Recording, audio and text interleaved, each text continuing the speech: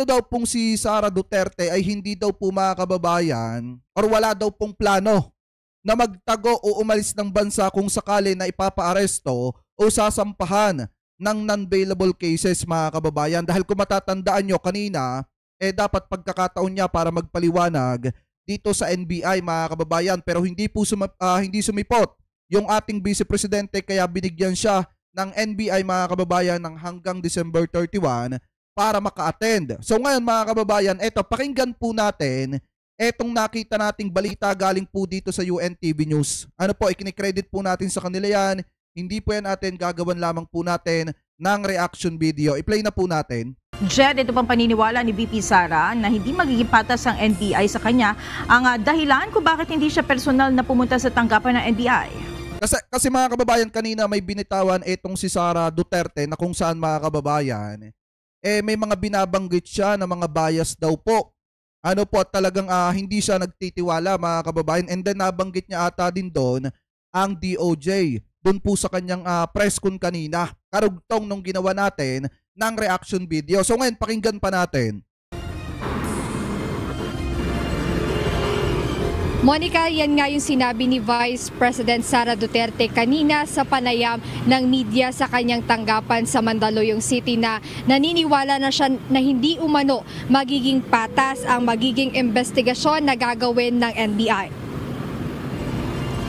Muling inisa-isa ni Vice President Sara Duterte ang mga opsyon na ibinigay sa kanya ng kanyang abogado gaya ng pagbibigay na lang ng sulat, position paper o affidavit. Kaya sinabi niya na hindi rin siya pumuntang personal kanina sa opisina ng NBI dahil wala rin naman magbabago dahil aniya una pa lang ay may plano na ang mga ito na sampahan siya ng kaso.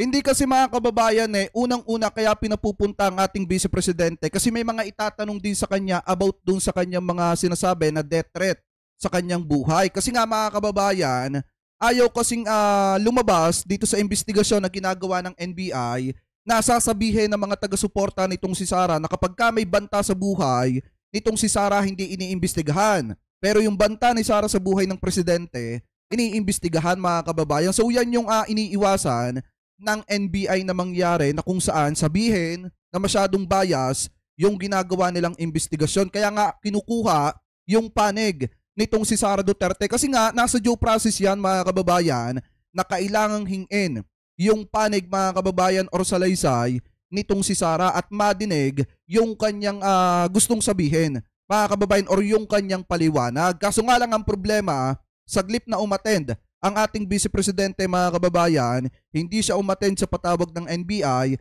and then abogado niya ang pinapunta po niya. At hindi na nga siya umattend, sinabayan niya pa or nagpa-press con siya mga kababayan para masabi na busy etong ating Vice Presidente. So ngayon ipagpatuloy pa natin.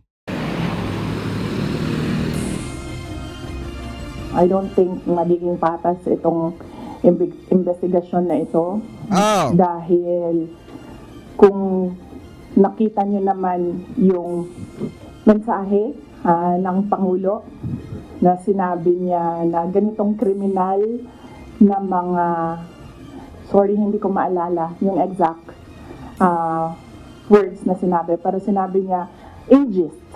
Sinabi niya ganitong mga kriminal na gawain na hindi ko palalampasin.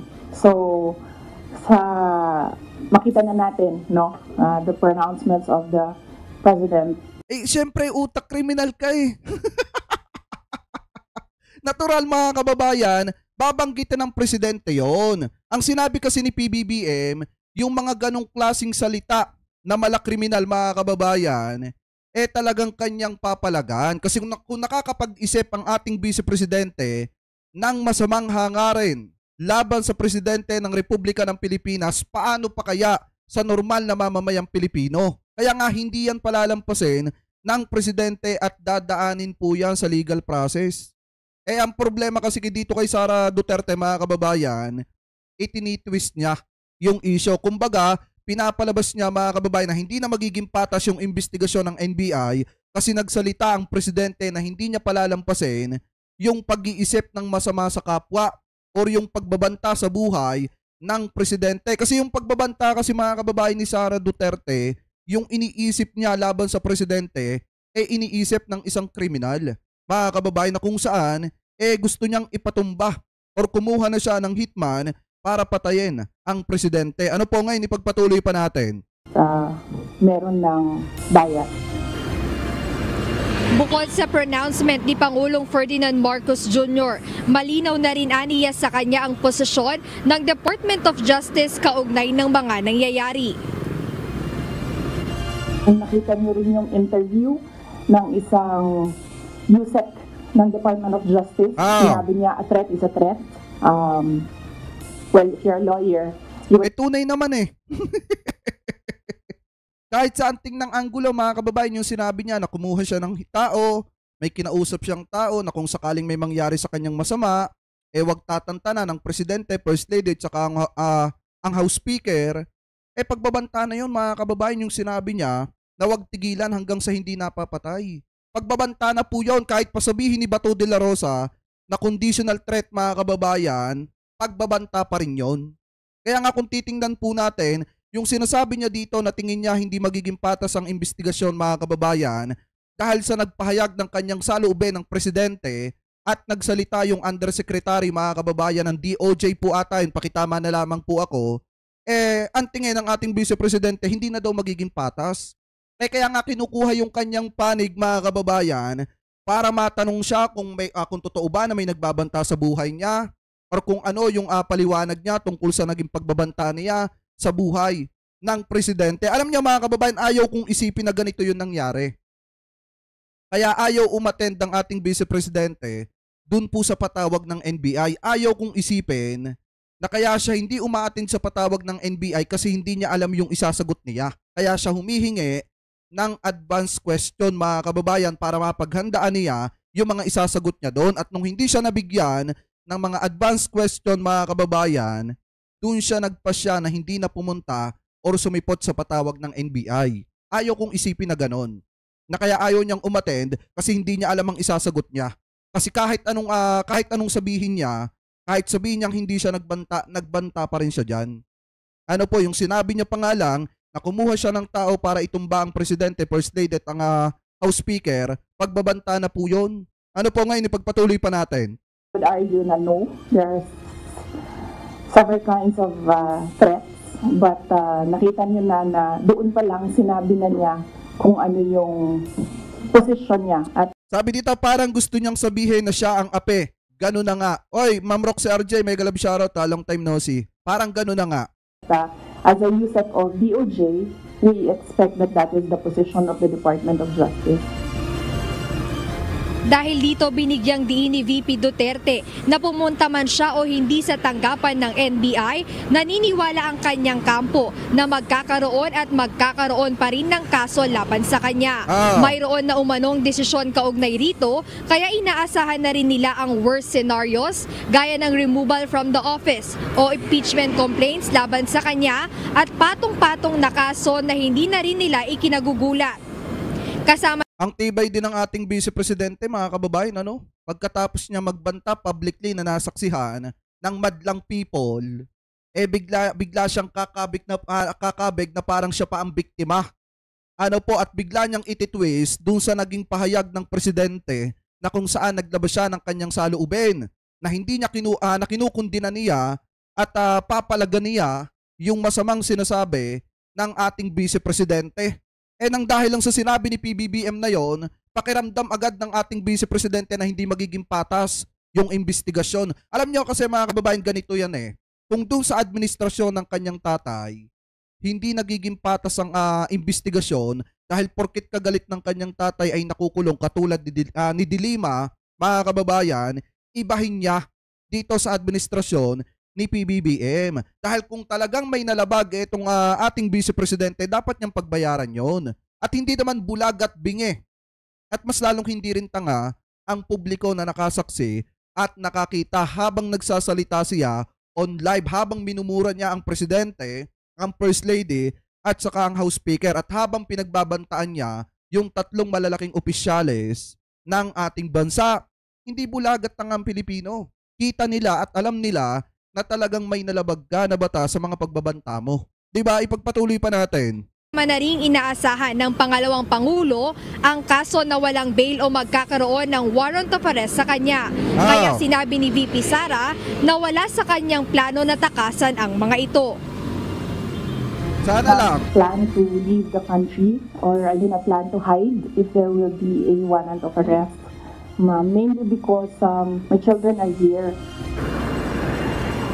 Aniya kung ma-detain man siya ay gusto niyang magstay sa Pilipinas para makita pa rin ang kanyang mga anak. Samantala sinagot din ni Vice President Duterte ang tanong kung kanyang pinagsisihan ang mga nasabi kay Pangulong Ferdinand Marcos Jr., First Lady Liza Marcos at House Speaker Martin Romualdez.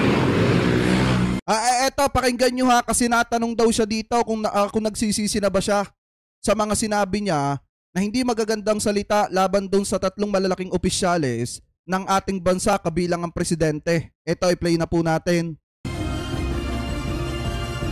No, ma'am. Buti na yung alam nila, ma'am, na pag namatay ako, hindi talaga ako, I will not die in vain.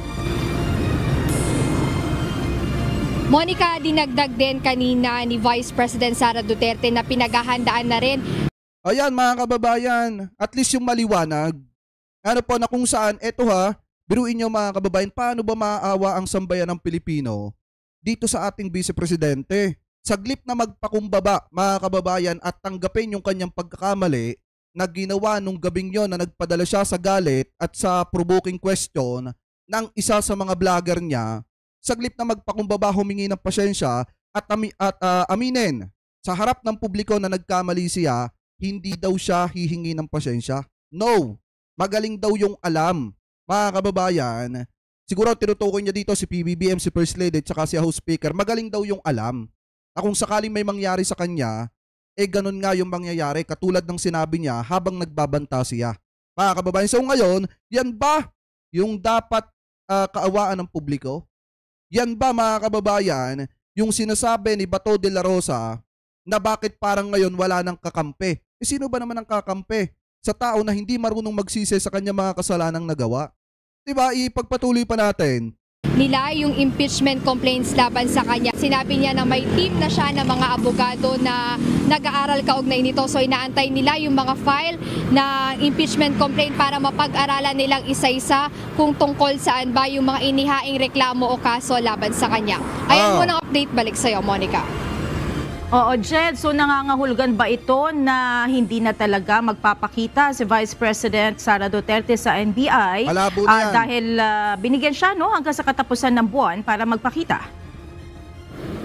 Tama ka dyan, Monica. Binigyan nga ng NBI ng pagkakataon pa si Vice President Sara Duterte na magpakita personal sa kanilang tanggapan. Pero walang binanggit kanina si VP Sara kung Eto mga kababayan, sa tingin nyo ba magpapakita pa sa NBI ang ating Vice Presidente para harapin yung mga inaaligasyon laban po sa kanya? Press 1 mga kababayan kung sa tingin niyo magpapakita pa ito, press 2 kung hindi na. At dahil nga hindi niya alam yung mga sasabihin niya at isasagot niya dahil hindi siya pinagbigyan ng NBI na makuha yung gusto niya na advance questionnaire mga kababayan. So malaya kayo makapag-comment dyan, ipagpatuloy pa natin. Personal pa ba siyang magtutungo sa NBI para doon sa sabi na nga na inihain sa kanyang, ngunit yun na nga lang ang sinabi niya na pumunta man siya o hindi sa tanggapan ng NBI ay may investigasyon na or magtutuloy na yung kaso. Sabi dito, binawalan siya ng abogado niya. Alam niyo kasi mga kababayan, kung ako kahit pa ako yung nasa sitwasyon ni Sara Duterte, alam niyo kung magpapakumbaba lang siya at kung haharapin niya lang sana etong mga patawag ng NBI, tapos magpa-public apology siya publicly, mga kababayan, baka siguro yung mga reklamo na dapat inaaligasyon laban sa kanya, siguro mawawala yan. Mga kababayan, kung makikita yung pagiging sinseridad niya na talagang inaamin niya at humihingi siya ng patawa doon sa 3 tao na pinagbantaan niya. Baka siguro mga kababayan naayos pa ito, baka nahilot pa ito, kaso nga lang ang problema matigas ang ating Vice Presidente at mismong hindi siya nagsisisi sa mga kasalanan na ginawa niya nung gabing mainit yung bait niya at nagbabanta siya sa buhay ng presidente. Mga kababayan, mahirap sumama at makiisa sa tao na hindi marunong magsisi sa kanyang kasalanan. Tandaan niyo po yan. Ngayon ipagpatuloy pa natin Na inihahanda nila para sa kanya, Monica. Maraming salamat, Jedne Resina, live mula sa Quezon City. So ngayon mga kababayan, since sinabi dito ng ating Vice Presidente na wala siyang tiwala dahil nga hindi na daw magiging patas yung investigasyon na ginagawa mga kababayan itong NBI, kahit umattend siya doon, kakasuhan pa rin siya. Pakinggan naman natin mga kababayan yung mismong press con kanina ng NBI na kung saan mga kababayan siguro matatalakay dito yung mensahe or yung message mga kababayan or yung liham na ipinadala nitong si Sara dito po sa NBI. So ngayon pakinggan po natin etong nakita nating balita mismo galing sa Net25. Ikinikredit po natin sa kanila yan. I-play na po natin. Salita kasi si BP mismo ang nagsalita nun. Alam namin kung kanino nanggagaling ang threat. Whereas yung threat kay Vice President, hindi namin alam kung sino yung nagte-threat sa kanya. At siya lamang ang makakapagbigay sa amin ng information regarding that matter. Ayan mga kababayan, yung isang dahilan kaya pinapupunta rin etong si Sara. Kasi para malaman ng NBI kung sino ba yung nagbabanta sa buhay ng ating Vice Presidente para maimbestigahan at mapaghandaan. At para kung yan talaga may katotohanan, dapat pupunta dyan ang ating Vice Presidente. At ang isa pa dito mga kababayan, di nyo ba napapansin? Diba sinabi ng ating Vice Presidente kanina doon sa unang live natin na kung saan mga kababayan, kung sakali natatanggalin ng ating Armed Forces of the Philippines yung mga sundalo na nakatalaga sa kanya para bantayan siya, hindi niya na daw tatanggapin yung ipapalit. Ibig sabihin mga kababayan, kung sakaling babawasan siya ng sundalo at papaltan ng Armed Forces of the Philippines, hindi na daw po niya tatanggapin. Bakit? Dahil mas gusto daw niya mga kababayan at pinagpaplanuhan nila na mag-hire ng mga private personnel na magbabantay mismo dito kay Sara Duterte. So ngayon, kung ikaw may banta sa buhay mo, di ba dapat mas prioridad mo na magtalaga ng maraming mga personal na magbabantay sa'yo or yung mga security na magbabantay sa'yo? Hindi dapat tatanggihan mo kasi mga kababayan, yung gagawin niya, tatanggihan niya ibabalik niya yung dagdag sundalo na dapat magbabantay sa kanya. Kung yan may banta, magre-request pa yan ng mas marami. Kaso nga lang ang problema, kung ang binibitawang salita ng ating Vice Presidente ay hindi niya natatanggapin, ibig sabihin, wala talagang banta sa buhay ng ating Vice Presidente at yun ay imagination lamang po niya, mga kababayan, na may nagbabanta sa kanyang buhay. Kasi sakalang naman lumabas at umingay eto mga pagbabantang sinasabi ng ating Vice Presidente pagkatapos niyang magbanta sa buhay ni PBBM, ni First Lady at saka ni House Speaker. Ngayon na lang pumutok to after niya magbanta. Samantala nung hindi pa siya nagbabanta sa buhay ni PBBM, wala namang siyang sinasabi publicly na may banta po sa kanyang buhay. Di ba mga kababayan, ngayon ipagpatuloy pa natin. Yes po. Next question, sir. Masasabi niyo ba na nag-cooperate si BP Sara kaugnay sa investigation sa division niya sa yung ganitong, yung cooperation niya, masasabi niyo? Ito, ang tanong dito, yung kooperasyon or yung pakikipagtulungan ni Sara Duterte sa ginagawang investigasyon mga kababayan ng NBI. So siguro babasahin dito yung letter nitong si Sara mga kababayan dito po sa NBI. Medyo mahina kasi. At least ibinalik naman ni BP Sara yung courtesy na ibinibigay namin sa kanya. Ibinalik niya naman by sending lawyers and denying that she committed threats against the life of the president. So naniniwala kayo doon? Sabi nga, respect begets respect, Nare-respeto namin si BP, narespeto niya naman kami. By sending a lawyer and advising that she will no longer appear, instead she just vehemently deny the accusation hurled against her. Okay. Naniniwala kayo doon mga kababayan? Sino yung ginagawang utu-utot sinungaling dito? Eto, buong sambayan ng Pilipino nasaksihan nyo kung paano siya magbanta. Pero yung ipinadala niyang mensahe dito po sa NBI mga kababayan, sa ngalan ng kanyang abogado, talagang idinidinay daw po niya yung pagbabanta niya sa buhay ng presidente. Naniniwala kayo doon mga kababayan? Kitang-kita ng dalawang mata ng lahat ng tao dito sa Pilipinas at at pakinig na pakinig ng kanilang mga tenga yung pagbabanta kung paano magbanta ang ating Vice Presidente. Tapos sasabihin niya, wala daw siyang ginawang pagbabanta sa buhay ng presidente.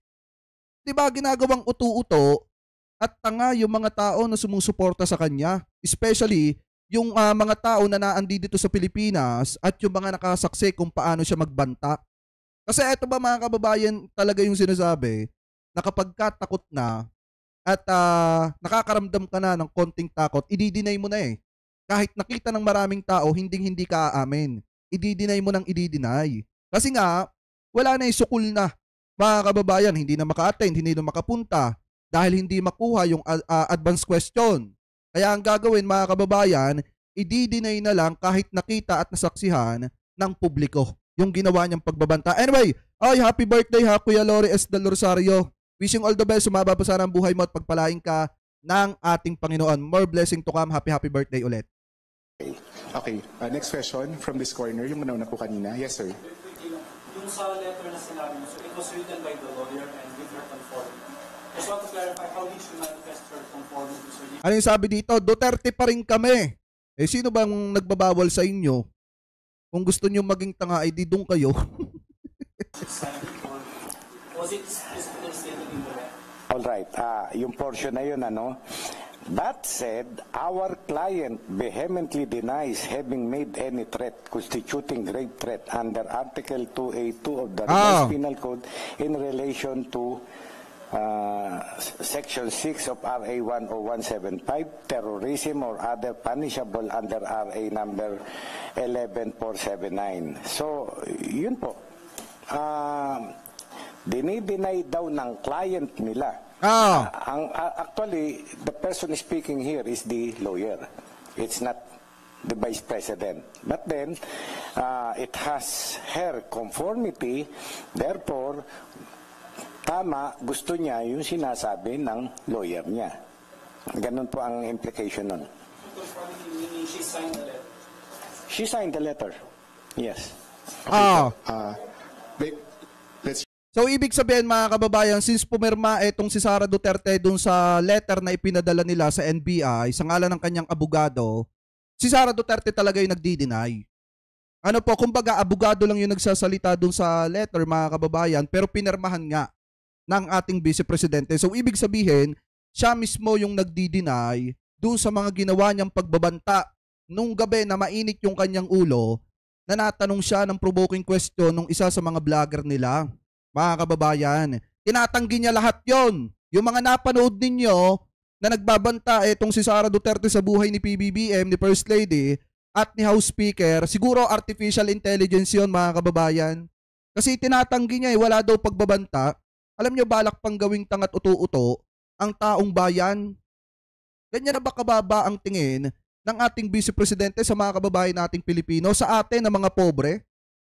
Na kung saan lahat tayo nasaksihan yon, lahat tayo napanood yon, mga kababayan, on live pa, naka-live pa ha, yung kanilang Zoom meeting na yon, tapos ang ending, gagawin tayong uto-uto at tanga dahil i-deny at sasabihin na wala daw pagbabanta na ginagawa.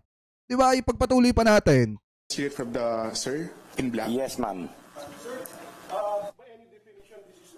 Lutang kami pagtanghali, boss. Wait lang, may ads pa. Anyway, shoutout sa inyong lahat ha. Saka mga kababayan, eto tandaan nyo ha, yung mga bayaran dyan, yan yung nakikipag-meeting mismo dun sa mga politiko na ipinagtatanggol nila. Katulad mga kababayan ni Banat Bay at yung mga kasamahan niya, di ba miniting sila ni Sara Duterte? Nakakalat pa nga yung picture nun mga kababayan. Tapos sasabihin nyo, bayaran kami. Eh hindi ko pa nga nakikita personal si PBBM. Tapos sasabihin nyo, bayaran ako ni Marcos. Pambihira naman kayo. Anyway, pagpatuloy pa natin.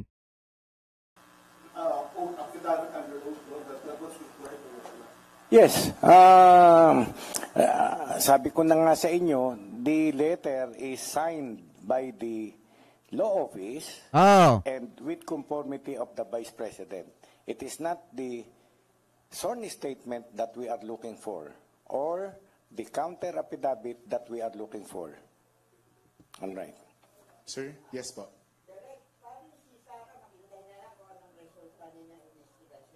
Yes, yun nga, sabi ko nga sa inyo, with all the evidence we have in hand, plus the interviews, plus the cooperation of other people, plus this one, pag-uusap-usapan namin yan nung aking mga magigiting na abogado, matatalinong abogado ng NBI, at siguro by early January, we will submit our recommendation, our report to the Department of Justice, the prosecutor's office. Ganun po. Yes, Ma'am in white. Sir, ano yung impact nitong pinadala ng lawyer compared if magsasubmit siya ng counter affidavit? Mas maganda sana kung counter affidavit because counter affidavit ay siya ang affiant, siya ang nagsasalita. Tama. No, whereas ito, ang nagsasalita dito ay Abogado ang niya. mga lawyer, nag-conform lamang siya dun sa sinasabi ng mga lawyer. Sir in gray. Yes po.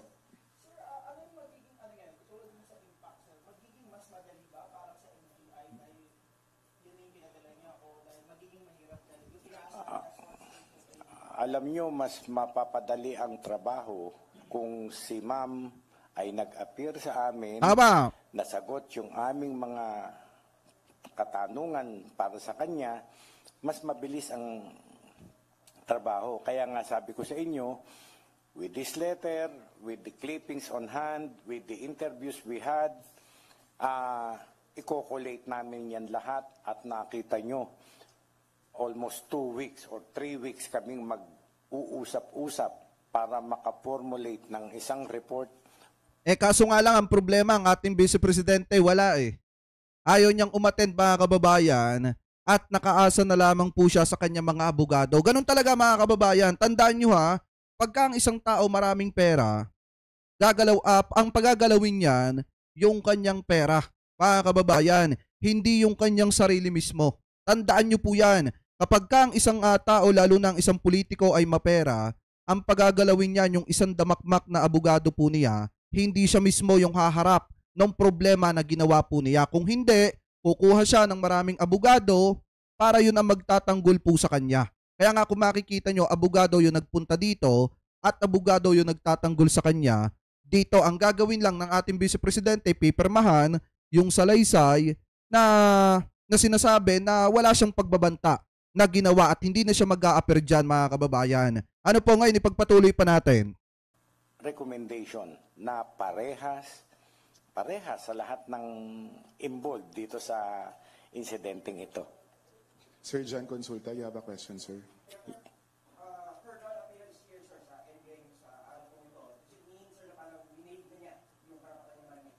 Correct po. Remember na ilang aspect ang iniimbestigahan sana namin. But then, parang she refused na to cooperate with us. Hindi na namin maimbestigahan thoroughly. Katulad yung threat sa kanya. Gusto naming kaming itanong sa kanya. Binabanggit niya lamang general accusation na 6 months ago ay natetreat na raw siya. Wala. 6 months ago na pala yan mga kababayan, bakit ngayon lang niya sinasabi? Alam niyo ganito yan eh. Kung yan pala ay matagal na mga kababayan, bakit ngayon lang sila nag-iingay about sa threat na yan sa buhay ng ating Vice Presidente? Bakit hindi po mga kababayan, noon pa nila inirereklamo yan 6 months ago? Ang tagal-tagal niya yan. Ano po, tapos ngayon lang sila mag-iingay pagkatapos magbanta sa buhay ng presidente nitong si Sara Duterte. Ngayon lang sila mag-iingay na may banta sa buhay ni Sara. Kung kailan nakapagbanta na siya. Ang tagal na pala niyan, di dapat noon ka pa nagreklamo. Dapat noon pa sila nagsabi na may banta sa buhay niya kaya kailangan nila ng marami at sobrang dami na security. Yun ba ang may banta sa buhay mga kababayan? Pagka may bagyo, saglip na gampanan yung kanyang pagiging public servant, pumupunta sa ibang bansa at nagbabakasyon. Yun ba may banta sa buhay? Di ba ipagpatuloy pa natin? Walang definite na sino ba, paano, ganun po. Paliwanag niya.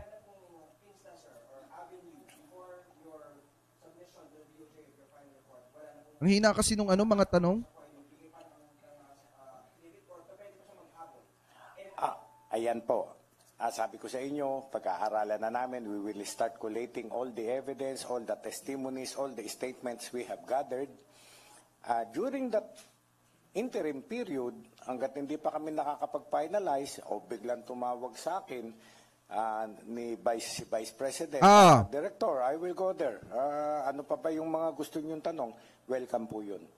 But diba? we are no longer setting another date for her to appear.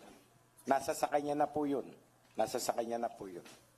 Ma'am in white, followed by ma'am in yellow.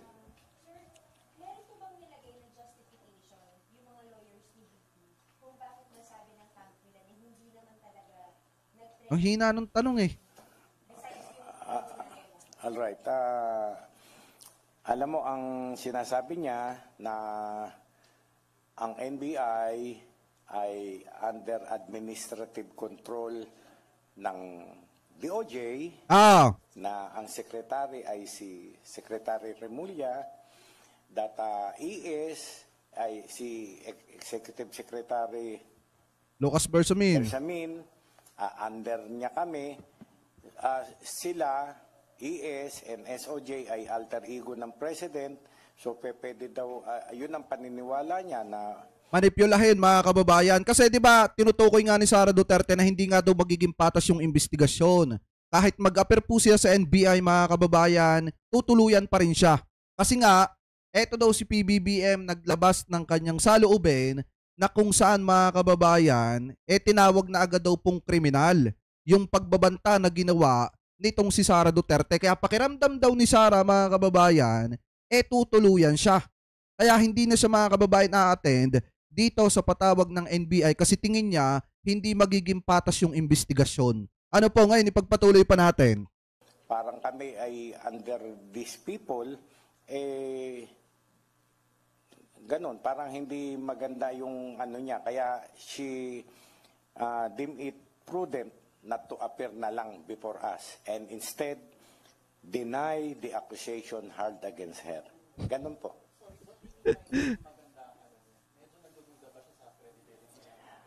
Kung babasahin po natin ito, basahin ko ng diretso, no? Ayan. Okay.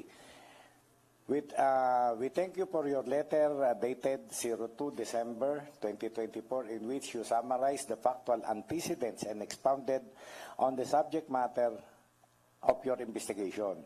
In your letter, you confirmed, among others, that your investigation involved our client press conference on November 23, and in October 2024, it was initiated motu proprio after the Executive Secretary issued a statement referring to the Presidential Security Command an alleged active threat on the President for immediate and appropriate action, and two, by the directive of the Secretary.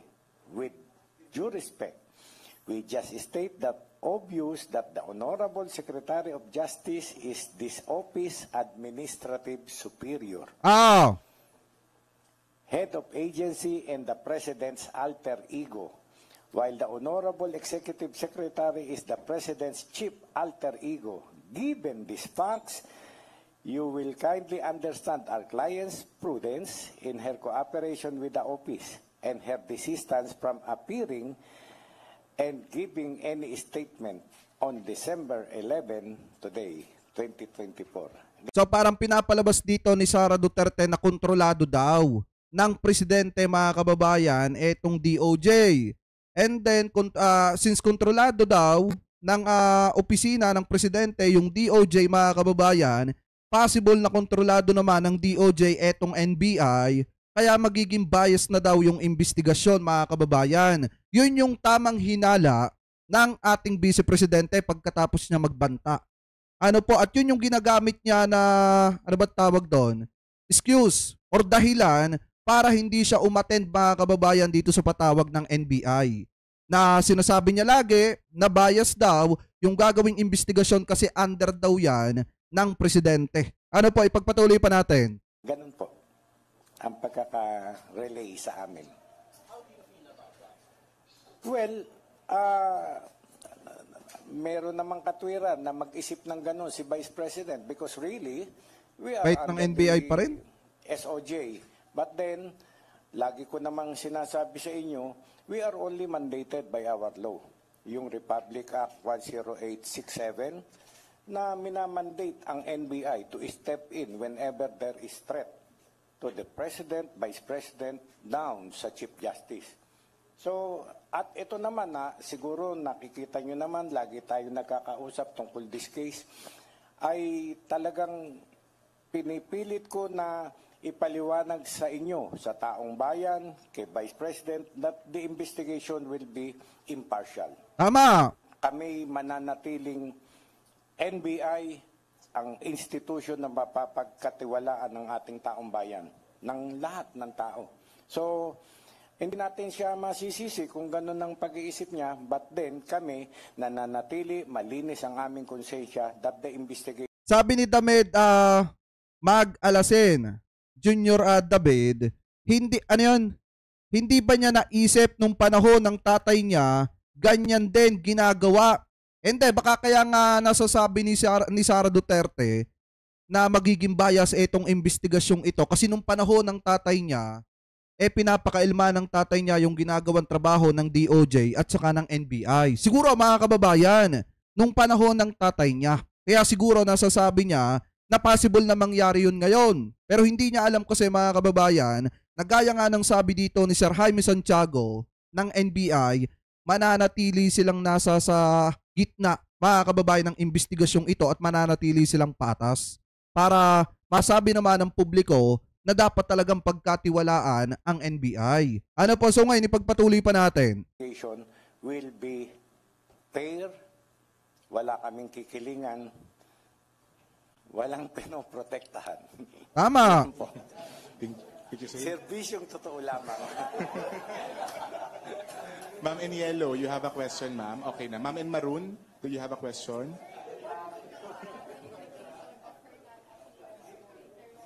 Mahina kasi ng mga tanong. Are we expecting na mas magiging against her yung recommendations ng NBI since hindi siya nagbigay? Not really. Sabi ko nga sa inyo, i-collate namin lahat ng evidence, lahat ng interviews, lahat ng statement na nakuha namin, yun. At naniniwala ako na ako bilang judge, abogado, 5 panel kami, puro abogado, ay yung percentage ng pagkakamali ay siguro malaki na ang 2% ng pagkakamali. Dahil kami talagang yung katotohanan lamang ang palalabasin namin. Ganun po. Okay. Any other questions from the... Ayan mga kababayan, siguro cut na natin dito. Maliwanag naman na itong si Sara Duterte binibigyan hanggang December 31. And then mga kababayan, mananatiling patas ang NBI sa kanilang ginagawa na investigasyon. Unlike dun sa sinasabi ng ating Vice Presidente na ano daw mga kababayan, hindi daw magiging patas kasi under daw ng Presidente yung DOJ at under ng DOJ mga kababayan, etong NBI. So ngayon siguro nung panahon ng kanyang tatay ganyan ang galawan, kaya nasasabi ngayon ng ating Vice Presidente at nagtatamang hinala siya mga kababayan dito sa mga nangyayari. Ano po kasi mga kababayan, di ba nung panahon ng kanyang tatay, puro tamang hinala sila. Kaya nga kahit walang kasalanan, di umano etong si Dilima ipinakulong nila. Ano po kahit fabricated case lang mga kababayan, ipinakulong nila dahil sa pagiging tamang hinala po nila. So ngayon mga kababayan, yan din siguro yung naiisip nitong si Sara pero hindi niya naisip na ang presidente ay hindi nakikialam sa ginagawang investigasyon ng DOJ at saka po ng NBI. Kaya nga kung mapapansin nyo, buti nga ang bait pa ni PBBM. Bakit? Dahil kahit sa kahuli-hulihang sandali ng ginawang pambabastos ni Sara Duterte kay PBBM at pinagbantaan yung buhay ni PBBM, pinagtatanggol pa rin ni PBBM sa usaping impeachment etong si Sara. Diba mga kababayan, nagbibigay pa rin ng opinyon ng presidente na sana wag ng pagtuunan ng pansin etong si Sara tapos ngayon palalabasin niya na parang kinukontrol ng presidente etong investigasyon kaya ayaw niyang umattend.